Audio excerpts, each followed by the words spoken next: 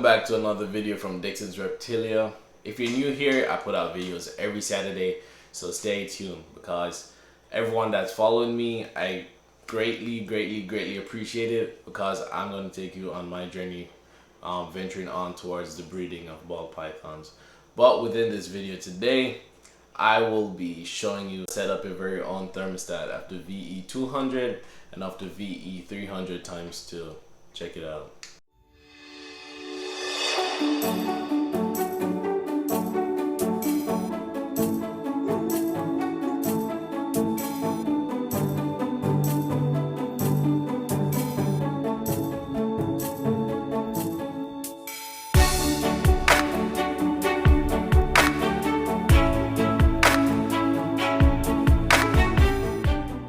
So this is the VE300 times 2. I'm going to show you how it looks from unboxing, the components that you get and everything. All VEs come with most of the components within this except the double probes, which I'll show you in a minute.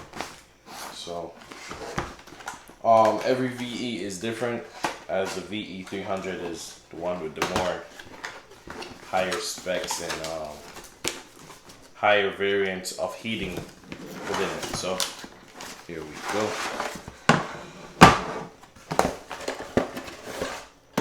Alright. So right here, as you can see, this is the power output for this system right here. So we'll stay with that. So with other VEs, except the VE300 times 2, you only get one probe, right? Because there's only one output, but with this one you get 2 probes. So these probes go to whichever zone, right?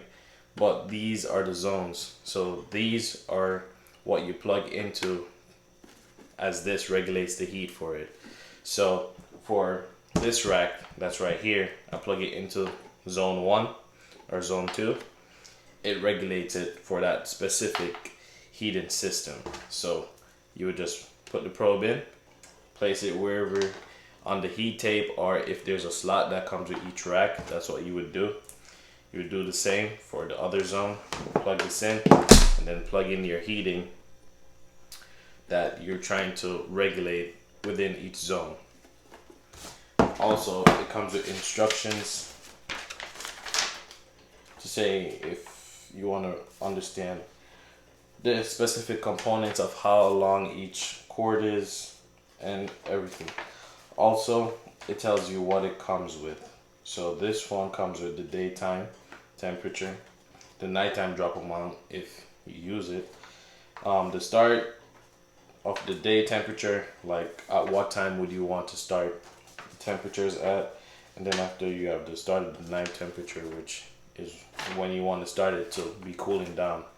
So the difference between daytime temperatures, like during the daytime, it's going to be at this specific temperature. And then for the nighttime drop, it's going to be for when it cools down, like the heat dims down, and be at a certain temperature that you set it at. Then you got the different heating mode, which I'll be showing you as we go through.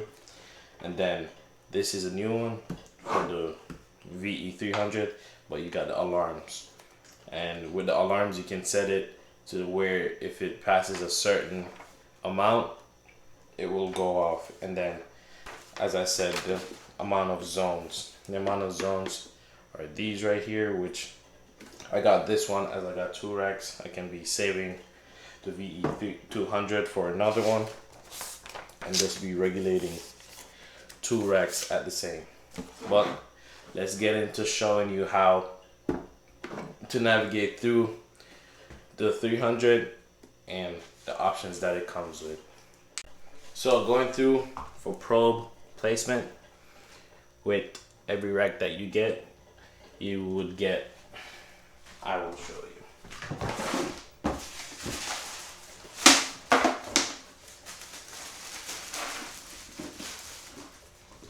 With every rack that you get, you will get a heat tape, right? So you will take this off, take the heat tape off, put it underneath the probe. Some racks come in with a built-in spot to place your probe in, and then other places like this one, would run the cord to a certain side. So for me, in this instance, with the sea serpent racks, I'll place the probe here and then run the wire all along with this, as right here comes in with a built-in hole for where the cords can come through at. So if everything was set up, it would come through all right here, and your probe placement would be up top, as I feel like up top is the best place to get the right temperatures as heat rises within the rack. So that's just my opinion. You can do it your own or research more on that if you would like. But for probe placement, I would place it along where the wires are running. And also I would also look within the rack to see if there's actually a specific probe placement. So plugging it in, right? And I would advise before plugging in your, okay, so right there, why it's making that beeping sound is because there's no probe within it. So I'll show you.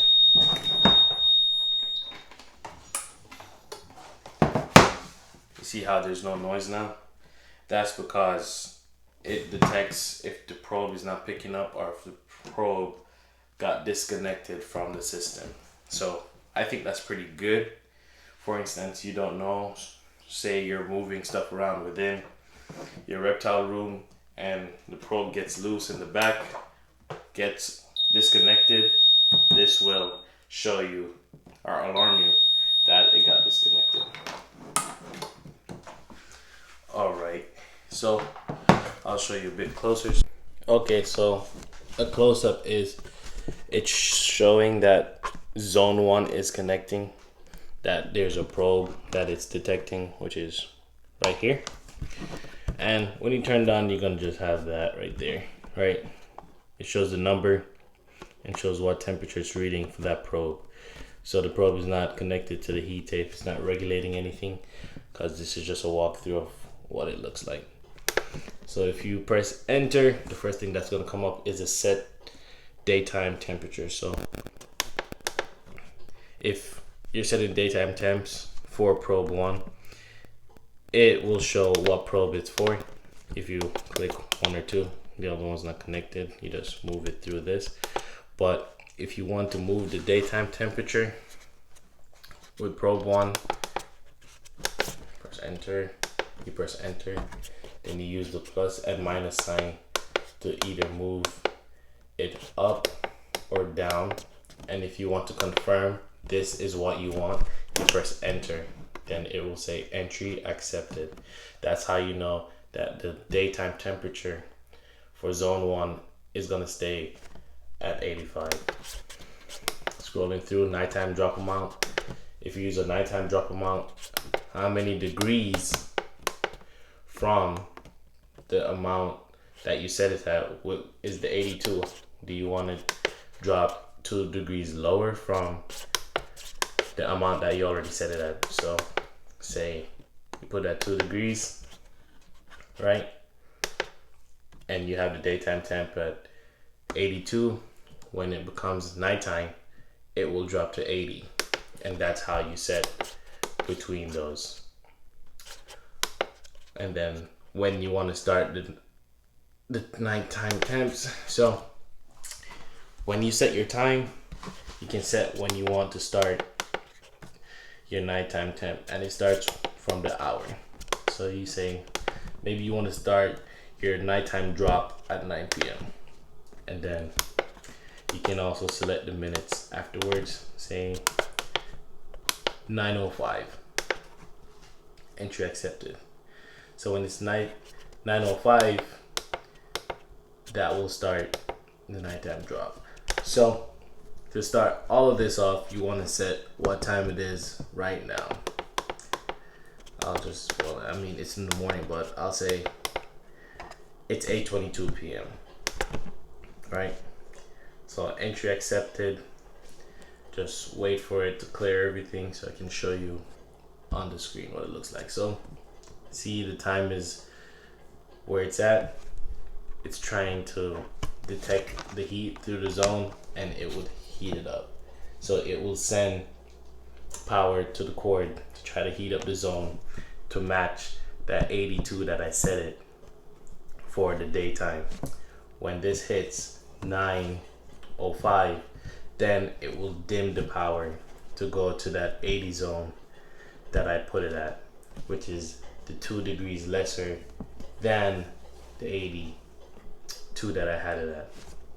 So just to go over that again, to set the daytime temperature, you have it at 82 degrees.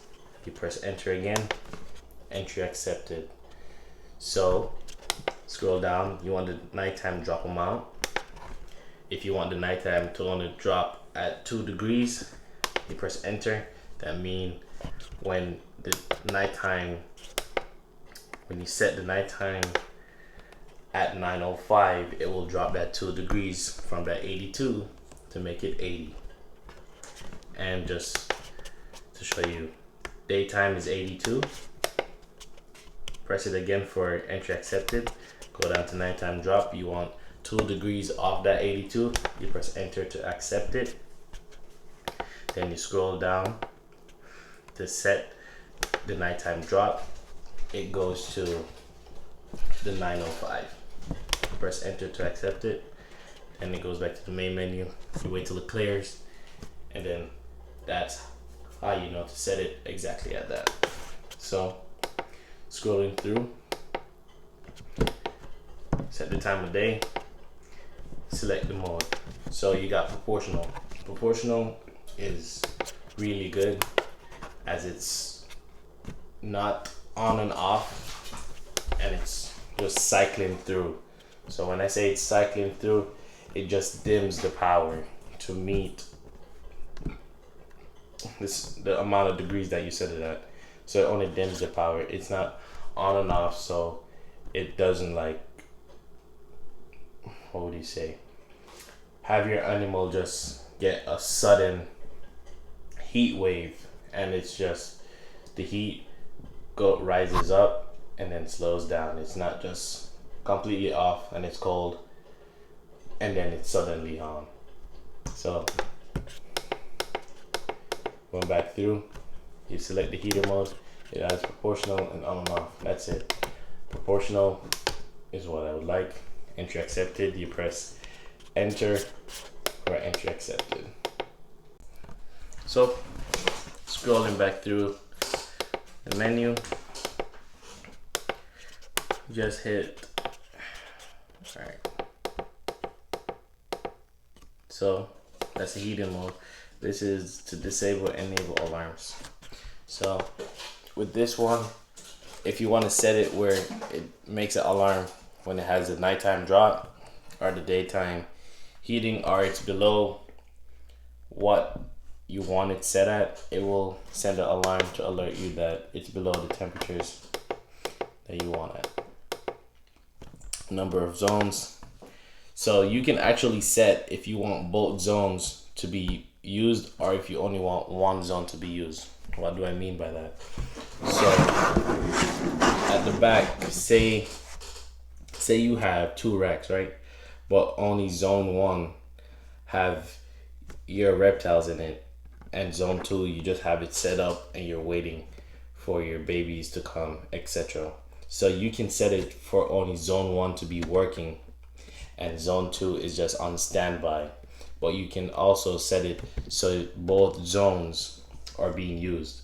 So I think that's a good option or idea to have, because say you got this for just future reference to be using another rack, but right now you only have zone 1. You can set it to where it's only zone 1 is giving out power and output and everything, and zone 2 on standby.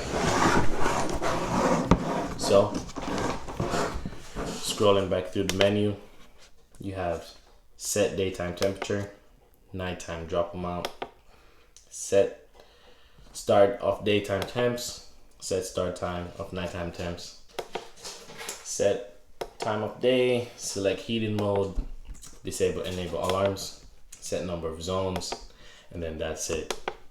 Going back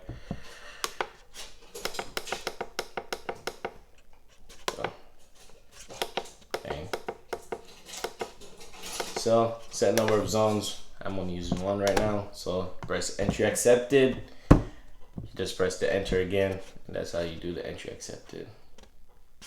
And that is it for the VE300 times 2. So this is the VE200, and right now, yes, it's in use. My temperature is at 96. So why the time is flashing, you might be thinking. I don't use the daytime or nighttime drop amount, so it doesn't have a set time. So I don't use that at all. So that's why you'll see it blinking.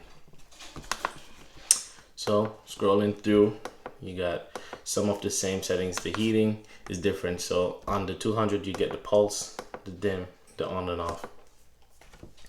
For me, I'm using the pulse, which is the slowly heat up, slowly heat down. That's just the proportional on the VE300.